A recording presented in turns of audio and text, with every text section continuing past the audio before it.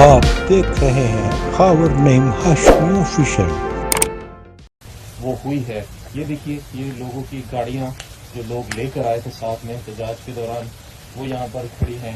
किसी एक का भी शीशा सलामत नहीं है। यहाँ पर देखिए, ये किसी की गाड़ी थी, नंबर प्लेट इसकी उतार दी गई, तोड़ दी गई है।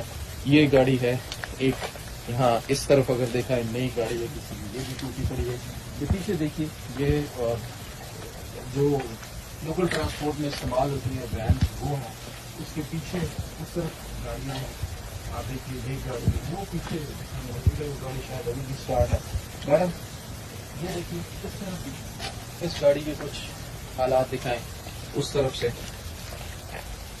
पूरा टूट फूट का शिकार है, और उस तरफ का दरवाजा भी बिल्कुल पीछे ये दिखाई, ये भी इसका भी हाल दूसरी गाड़ियों से कुछ अलग नहीं है। टायर भी इनके पंचर हैं और हर तरफ से तबाही ही तबाही।